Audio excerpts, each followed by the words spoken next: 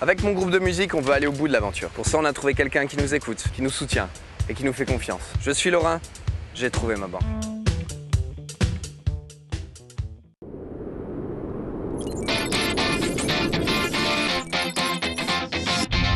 Vous avez absolument raison. Ouais.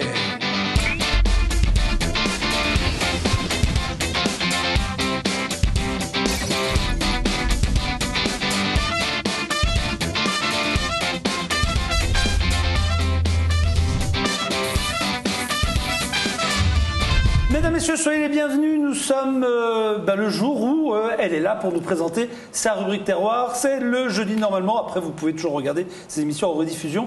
Mais normalement, le jeudi, elle est avec nous. Bonjour, mademoiselle Wolf. Bonjour Jean-Luc. Comment ça va depuis cette semaine? Avec un plateau comme ça, moi je revis la nature. Bonjour, mademoiselle Bernard. Bonjour, monsieur Bertrand. Comment ça va? Ça va bien, Croquer merci. la pomme Oui, après le temps maintenant j'ai trouvé le bon plan. Je viens quand Marie-Paul est là. Oui, la meilleure chose, c'est ça. Moi, j'ai compris ça depuis 10 ans. Vous êtes un malin. Dès le départ, je me Jean-Luc. suis dit, je ne sais Moi, j'ai mis quelques années avant de comprendre. Il faut C'est savoir. bon. Surtout que lundi, elle a déjà dégusté Ah oui, c'était bon. purée. les purs produits de notre invité, qui est Philippe Pro, du verger de Courzancel, Et là, on à dit, Couzance, les Forges. Je rappelle l'adresse. Hein. et on se dit, on démarre la rubrique après ça.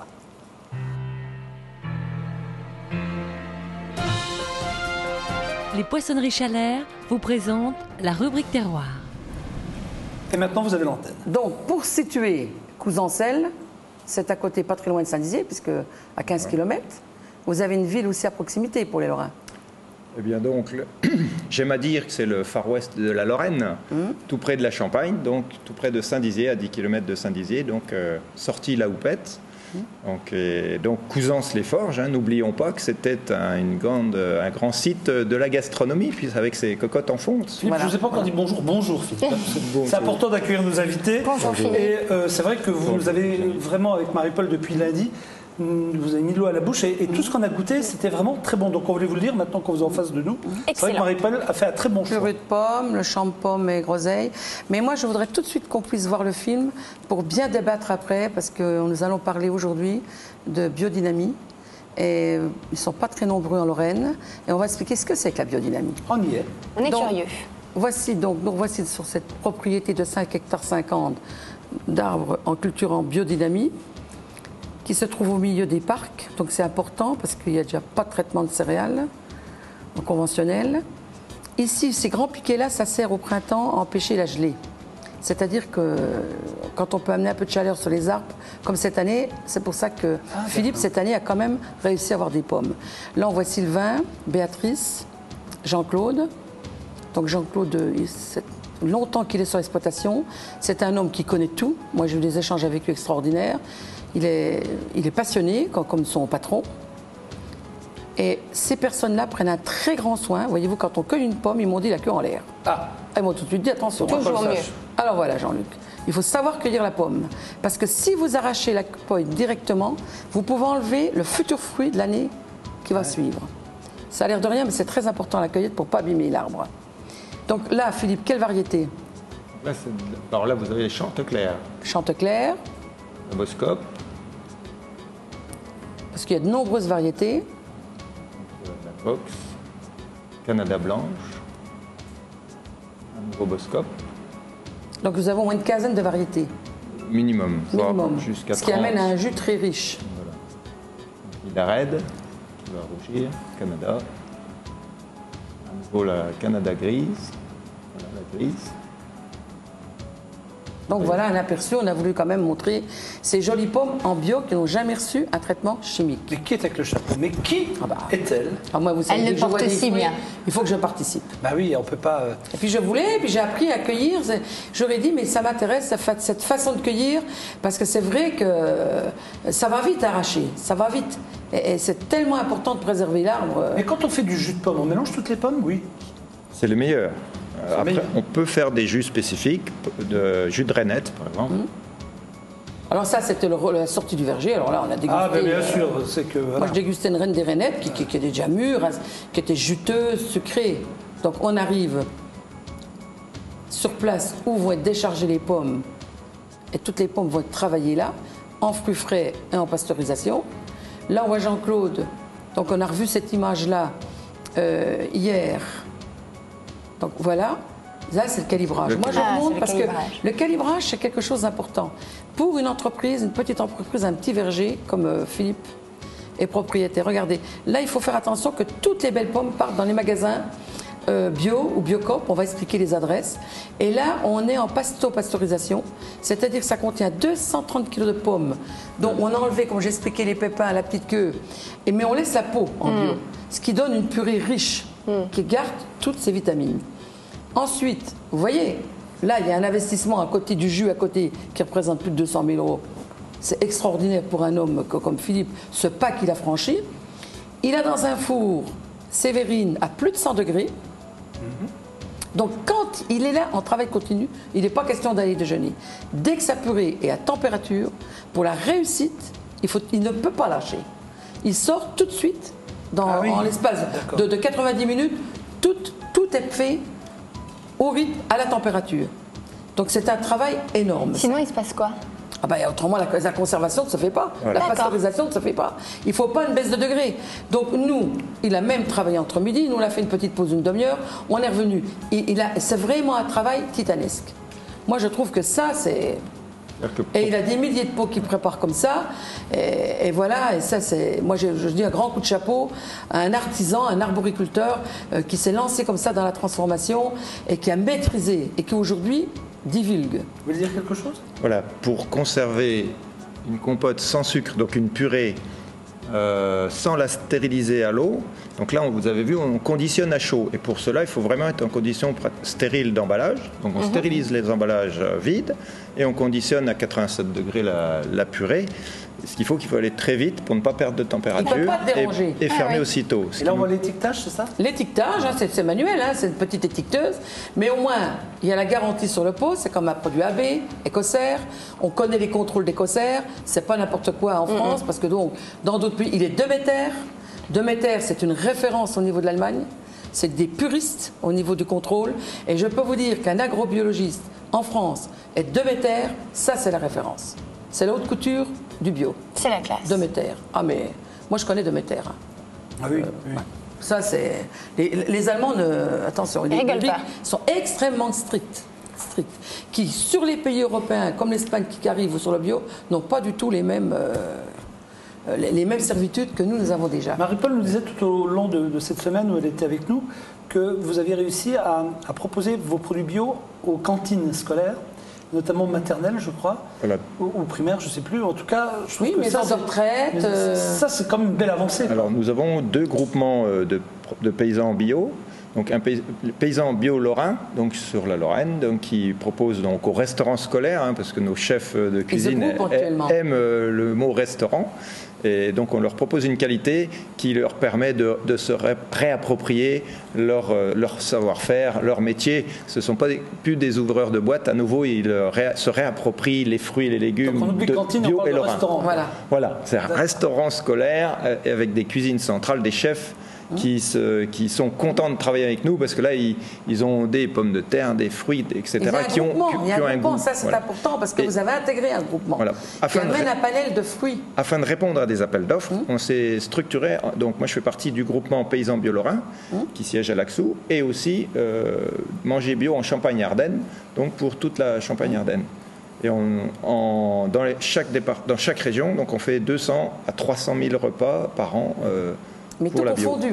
Depuis la crèche. Aujourd'hui, avec cet investissement-là et cette création d'emplois, vous avez l'ambition, vous aimeriez concourir, c'est-à-dire concourir sur des marchés sur la grande région, dans des magasins. Moi, c'était le but de vous inviter à l'émission, vous faire connaître sur le Luxembourg ou en Lorraine, dans d'autres régions qui ne vous connaissent pas, même sur l'Alsace, s'ils arrivent à nous capter par Internet, puisque vous êtes également en Belgique à la Foire d'Arlon, parce que vous avez un potentiel. Vous pouvez vendre vos jus, les purées, les compotes, et vous avez dans tous les magasins bio de la Lorraine, quelques magasins sur Metz et Nancy, que nos téléspectateurs peuvent vous retrouver. On va donner les adresses tout à l'heure, vos produits. Donc moi, derrière ça, il y a vraiment une démarche qualitative qui est extrêmement importante. Alors, avant de parler de la biodynamie, j'aurais parlé quelques variétés de pommes que vous nous avez amenées. On va les présenter. Voilà. Alors, je peux peut-être commencer parce que j'ai la caméra, ça vous dérange pas? Voilà. Par exemple, celle-ci, regardez. Ça, c'est quoi comme variété? C'est vrai qu'elle est belle, on sent quand même qu'il n'y a pas 40 000 traitements, quoi, si j'ose dire. C'est l'Elstar, ça. L'Elstar. Elstar. Elle n'est pas aussi brillante qu'une pomme industrielle avec 40 traitements, mais c'est ça qui fait le charme. On ne l'a pas lustrée. Hein. Voilà. Elle a quel goût? C'est quoi? C'est plus... C'est tout en finesse. C'est une pomme de l'air, je dirais. Elle est légère, elle a une chair très fine, très juteuse. Donc, pomme à couteau également. Pomme à couteau, bien sûr, en priorité. Contrairement à la reine des Rainettes, qui, elle, c'est une pomme paysanne qui a de la chair, qui est de cuisson. On peut croquer aussi. Voilà. Mais celle-ci, alors, c'est quoi? Ça, c'est Akan. La pomme Akan, c'est la plus précoce. C'est celle qu'on va cueillir à partir du 15 août et qui est une belle chair blanche. C'est pas une grosse pomme, mais juteuse. Fine, croquante, juteuse. Elle n'est pas acide? Légèrement acidulée, légèrement sucrée, agréable. Mais c'est étonnant le pouvoir des pommes. Souvent, on se dit que le soir, après un repas, c'est important d'avoir sa pomme avant d'aller se coucher parce que c'est manger des pommes. Manger des pommes, disait l'autre, mais j'ai l'impression que ça éloigne tous les soucis. C'est pas une mauvaise idée. Hein. Manger des pommes bio avec la peau, vous sauverez la vôtre. Pas mal. On apprend des choses. J'ai une autre sorte encore. Là, ça, c'est la reine des Rainettes. Ah, c'est ça. La reine des Rainettes. C'est celle que j'ai cueillie, Jean. Voilà. C'est vrai? Ah, mais je vais la se garder voit. alors celle-ci. Je vais la garder en souvenir. Quelle particularité de celle-ci? Eh bien, c'est Pomme de une cuisson. des plus anciennes variétés. Des tartes fabuleuses. Voilà. Et on peut croquer, là, cette année, grâce à nos tisanes, justement, on en parlera tout à l'heure, elles sont bien sucrées. Ok. Qu'est-ce qu'on peut voir d'autre? Alors là, vous avez à côté de vous, il y a deux sortes de pommes que vous pouvez présenter. Virginie. Ça, c'est Merci. Idarène. Je croyais que c'était une Pink Lady, parce que moi je m'y connais vachement bien en pommes, c'est-à-dire pas du tout. Du coup, je croyais que c'était une Pink Lady, parce qu'elle est un peu rosée comme ça. Alors, la Pink Lady est rose. Là, c'est rouge. C'est une Idarède. Et dites-vous que c'est une Idarède de 2011. Un pouvoir de conservation extraordinaire. Elle est de 2011. Elle est Comment de on les 2011. conserve? Alors, chez nous, c'est aux chambres froides naturelles à plus 1 degré. C'est-à-dire qu'on n'est pas en atmosphère contrôlée. Et en dessous, là, la variété que vous avez? Et en dessous, là, on a forcé un petit peu la main à la mêle rose. Elle commence à être mûre de cueillette. C'est une bonne pomme, ça aussi. Voilà, on va attendre encore quelques jours quand même. Hein. Parce que cette année, pour faire des c'est tartes, tard. c'est lesquelles qu'il faut comme Mêle rose, très bien. Ça, c'est bon pour les tartes. Pour une tarte qui se tient. Vous n'avez pas de boscope, là? La boscope n'est Non, pas il y en sur a le pas. plateau, là, mais elle va être mûre bientôt. Donc pour les tartes, vaut mieux... Mêle rose pour que les tranches se tiennent. D'accord. Voilà. L'Idarède fera de somptueuses compotes. D'ailleurs, la Moi, ce qui m'a purée fait qu'on voit, plaisir, c'est que vous avez l'Idarède. amené sur le panier devant, la petite corbeille là, de fruits, une très ancienne pomme. Alors, il faut qu'il fasse un gros plan. La verte, c'est de la Rambourg. Vous ne pouvez pas la prendre ici, c'est laquelle? On a les bras trop courts. Allez-y, mais ne parlez pas parce que vous n'avez pas de micro. Et vous allez passer devant nos Pomme caméras. Caméra, allez-y, pomme go, très go, tardive. go. Go, Bien, Philippe. bravo, jolie cascade. Ça, c'est une pomme qui a une conservation la plus longue quand on a assaisonné chez soi. Et c'est une pomme qui va bien pour la compote. C'est une ancienne variété, Voilà, la il y a- Rambourg. Alors, il y a la Rambourg d'hiver et la Rambourg de Lorraine, Oui. qui sont très proches, parentes. Et donc, dont nos... Mais on a du mal de faire du jus parce qu'elles ne sont jamais mûres pour le jus. Alors, bon, C'est ça le souci de la Rambourg. mais c'est une très bonne pomme à cuire. à cuire et de croquer, conservation. Voilà, à croquer, c'est des peaux plus épaisses. Oui. Et à côté, vous avez une autre pomme. La première à côté, on la voit. Donc, On la voit à la caméra. il y a encore à nouveau Elstar bien coloré. Bien et puis il y a coloré. Royal Gala. Royal Gala. Et Voilà. enfin, une Canada. il y a des pièges. Il y a un piège. Parce que ça, c'est pas des pommes. Hein, si Ah bah j'ai bien ça, c'est la poire, parce qu'il a également un choix de La poire. bonne poire. Mais c'est quoi comme poire, ça? Conférence. La conférence. Ah, c'est la conférence. Ça, Ah oui, c'est une poire c'est qui est connu, hein. extraordinaire quand on va voir les retours de chasse là. Quand on cuit ces poires-là au vin, un peu de vin, Ah un oui. peu de sucre, un peu de cannelle, elle reste ferme, elle est parfumée, elle s'imbibe du sirop qu'on met. C'est formidable en cuisson là. Ça, c'est une poire, on peut stériliser et on fait du jus puisque vous faites tout. Et puis on croque frais, Voilà. on fait du jus. Alors, il faut bien savoir que dans le calibre, dans le jus, vous mettez les petites pommes. Parce que pour vous, économiquement, tous les plus beaux fruits, les gros fruits, partent à la vente. Alors, une chose, quels sont vos magasins en Lorraine rapidement sur Metz-Nancy qu'on donne des pistes pour trouver vos produits? Alors sur Metz, mon cœur va tout de suite à Copétic puisque c'est au départ une association, enfin Oui. une coopérative de producteurs et de consommateurs. Il se trouve Nous où? avons créé à Voipy, Voipy, Copétic. route de Briey, Oui. Copétic, mais aussi vous avez comme très bon partenaire Biomonde à Ogny, Oui. qui est un groupement d'artisans. Mais on a le droit d'y aller, nous, on peut y aller. Bien sûr. Alors, c'est des magasins de détail. Ce sont des magasins de détail. Voilà, c'est ouvert à tout le monde. Les pommes, les jus, les confitures, tout. Contraire, ouais. Vous avez la famille Aubriot. Alors la famille Aubriot qui est charmante et qui ont des maraîchers. Maraîchers. Donc c'est au Metz de Pont ou de. Je crois que j'irai bientôt leur rendre visite parce que ça m'intéresse la reconversion. Metz devant les ponts, vous voulez dire? Metz devant les ponts, voilà, c'est ça. Okay. Nancy, vous avez donc Marcel Brault. Encore à Metz, il y a donc Bio Mougel. Oui, Mougel, oui, qui est connu. À Nancy, c'est Biocop Marcel Brault, qui est un très grand partenaire, Véronique et Didier. Oui. Et après, il y a Rayon Bio, et puis je crois que vous avez quelqu'un qui a beaucoup de courage aussi à Verdun. Sur Internet, ce sera mieux. À Verdun, de toute façon, rien retenir. Donc, alors sur Internet, sur Internet, pour les téléspectateurs, nous allons mettre toutes les foires que vous allez animer, qui sont très intéressantes, à partir du mois d'octobre jusqu'en décembre. Ou le dimanche, le week-end, on est sûr de vous trouver avec vos produits dans l'ambiance festive. Et vous avez quelque chose d'important à la FIM, je crois, au mois d'octobre. Avec la chambre... Premier rendez-vous de l'agriculture en général, Agrimax. Oui. Donc avec la chambre d'agriculture et fin octobre. Le conseil régional, la région, tout le monde s'y met là. Tout le monde Moi, en tant que consommateur, j'ai une question pour vous. Est-ce que le bio, c'est forcément plus cher? C'est cher à mon cœur, parce que votre santé m'est chère. D'accord. Voilà. Et vous verrez, regardez, poussez la porte des magasins, vous serez agréablement surpris. Oui. Votre porte-monnaie s'en trouvera bien, mais surtout votre santé aussi. Est-ce qu'on peut dire que ça évolue? Parce que c'est vrai qu'à une époque, le bio était cher. Aujourd'hui, on se rend compte que plus on avance et plus il devient accessible à tous, quoi. Enfin, mais il y a quand même... L'intérêt, c'est bio et local. Voilà. Le bio local, hein, puisque j'en suis la preuve vivante. Depuis 26 ans que j'œuvre dans cette passion. L'intérêt, c'est que tous nos concitoyens se réapproprient la nature. C'est une histoire d'amour. Voilà. Le logo AB, ça veut dire l'amour du travail bien fait, l'amour du alors, bon au goût et à la santé. Moi, je dis que pour avoir une pomme aujourd'hui comme ça, avec toutes les maladies, les talvures, moi j'ai vu dans mon verger, je viens de cueillir mes pommes, j'ai des pommes, moi encore moins, bon. Vous travaillez avec la silice, c'est ça la biodynamie. Voilà, c'est tout un contexte. Voilà, il y a tout un contexte. Vous travaillez avec les pulvérisations de... Comment ça s'appelle Si vous voulez, en quatre points, je vais vous expliquer. Oui. L'intérêt, c'est un être humain. Comme un être humain, l'arbre est un être vivant. Il se trouve bien dans ses racines. Eh bien, pour cela, il y a 4 grandes axes d'action en bio et en biodynamie. C'est, première chose, le racinaire, donc le sol. Là, on a des préparats, la 500 qu'on met au sol, qui va stimuler les êtres vivants du sol pour développer, voire doubler le système racinaire. Hein, les microbes participent, il y a des symbiotes, hein, ce sont des bactéries qui aident l'arbre à aller chercher sa nourriture.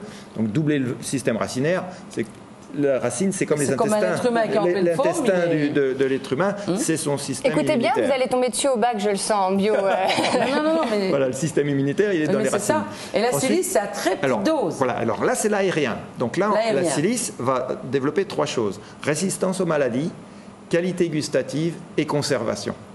Voilà, ça c'est au niveau... Déjà, l'état sanitaire, il est zen, il est bien. Ensuite, donc, vous avez le deuxième aspect, c'est la concurrence de l'herbe en eau, en éléments minéraux. Bon, voilà, quand les arbres sont jeunes, on fait des binages, et quand ils sont plus âgés... mécanique aussi.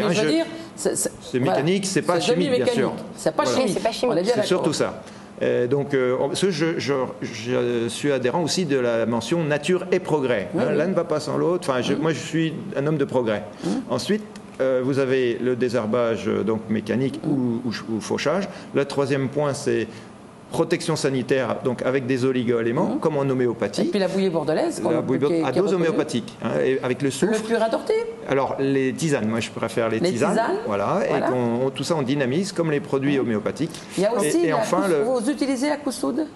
J'utilise la coussoude comme un nutriment. On va déjà s'arrêter là. Voilà. Vous avez tout dit sur ce sujet.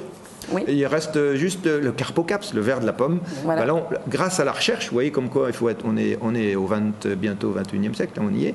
L'INRA donc, a mis au point la carpovirusine, c'est un virus spécifique du ver de la pomme. C'est-à-dire qu'on va surveiller le vol des papillons, et quand il y a risque d'accouplement, après il va y avoir ponte, là on pulvérise le virus qui est spécifique de ce ver-là, qui n'altérera rien d'autre. Vous leur gâchez le plaisir, en fait.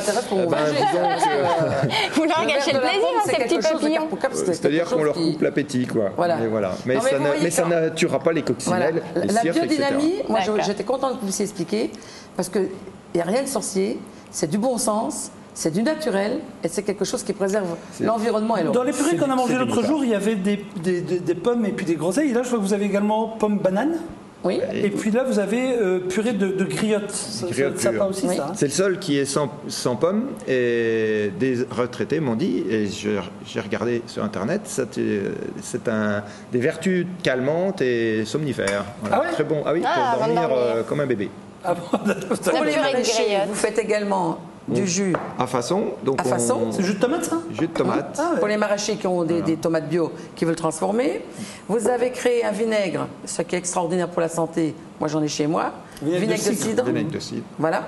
Et vous faites du cidre en très petite quantité, mais vous êtes un des rares Lorrains à avoir créé un cidre. Ah, on a du cidre Lorraine. Ah, ça, c'est chouette. 55, ouais. Et voilà, remarquez, on a 5 hectares 55 et on a fait le cidre Vous auriez 55. dû me dire, j'aurais fait des crêpes. Très meusien. Ah ben voilà, la prochaine fois que vous allez vous rencontrer, vous allez Vous partager avez le boulot. nectar de Mirabelle, vous utilisez tous les fruits. Alors voilà, le nectar de Mirabelle, ça c'est le petit Jésus en kilo de velours, comme on dit en Champagne. Eh bien, c'est vraiment 60 à 70% de fruits minimum. Et vraiment Alors actuellement, vous recevez les gens, moi je reviens absolument, encore un appel aujourd'hui. Si vous avez des vergers, des grands-mères qui ont des vergers, des amis qui perdent leurs pommes, demandez-leur de récupérer, quitte à leur donner, vous allez les cueillir, ils auront la moitié du jus. On s'arrange toujours, on ne perd rien cette année. Voilà, surtout cette année. Voilà. Et il faut vous porter les fruits, et vous n'êtes pas le seul pressoir en Lorraine, parce que notre émission est diffusée partout. Il faut penser au pressoir, c'est la pleine saison, vous emmenez vos fruits dans tous les pressoirs, et vous faites plaisir et vous avez des produits de qualité. Ça, c'est la pleine saison, on peut vous contacter. Et même les professionnels, on peut leur faire non seulement les coulis de tomates, les compotes. Mais oui, mais il faut le savoir. En boîte 5 4 coups après de Cousanges, les Forges, vous avez une réinstallation. On arrive à la fin de ce rendez-vous. Vous restez avec nous tous les deux parce que dans la rubrique de Virginie, aujourd'hui, elle va se balader pour nous en Lorraine tout au long de cette année. Et puis là, elle avait envie d'aller prendre des nouvelles. On ne dit pas tout de suite, on attend déjà le jingle de Marie-Paul. Ah oui, il faut d'abord fermer. Et vous êtes ouvert tout le temps pour les. Vous êtes. Bon, il faut quand même téléphoner. Voilà. Les week-ends, on est sur les salons. On appelle et on vient. Et voilà. Et maintenant, on a dit que c'était fini. Maintenant, on envoie le jingle. D'accord.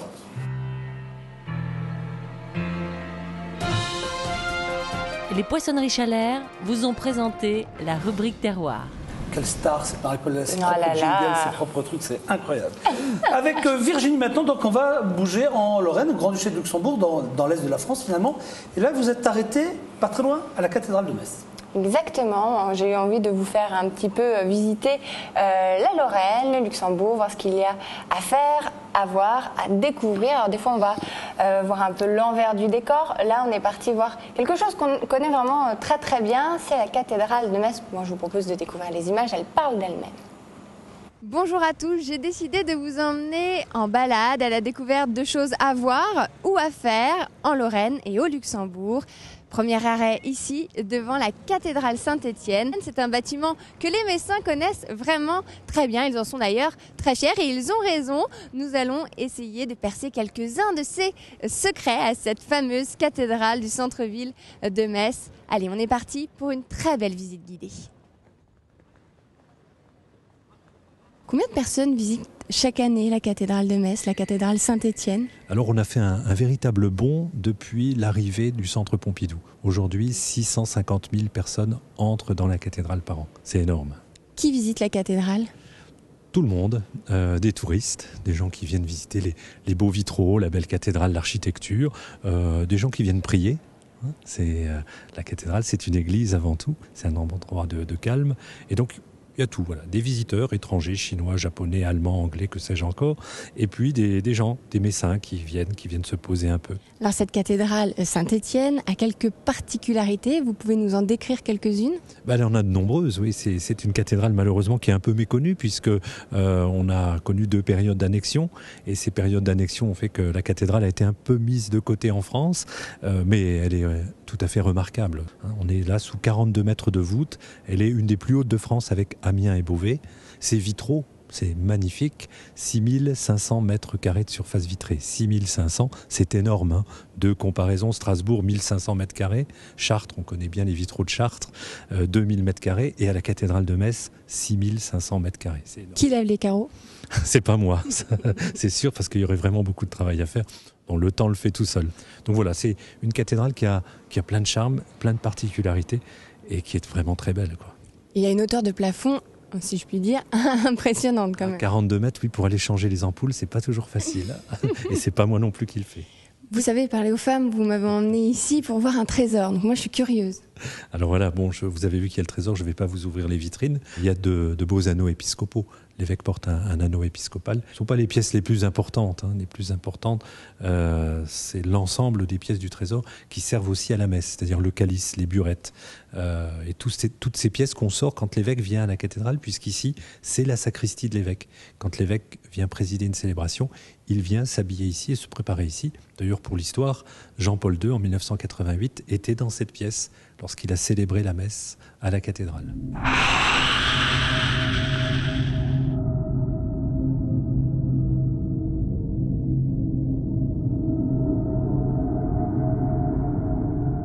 Alors nous sommes ici, Monsieur Liegel, dans la crypte. Alors ici, donc, c'est l'endroit où sont enterrés les évêques de Metz. C'est un endroit très fort et très symbolique. Très symbolique parce qu'on est juste au-dessus du chœur où leurs successeurs célèbrent régulièrement la messe à l'autel de la cathédrale. Donc endroit symbolique, puis aussi endroit fort. Les différents successeurs de l'évêque actuel sont ici.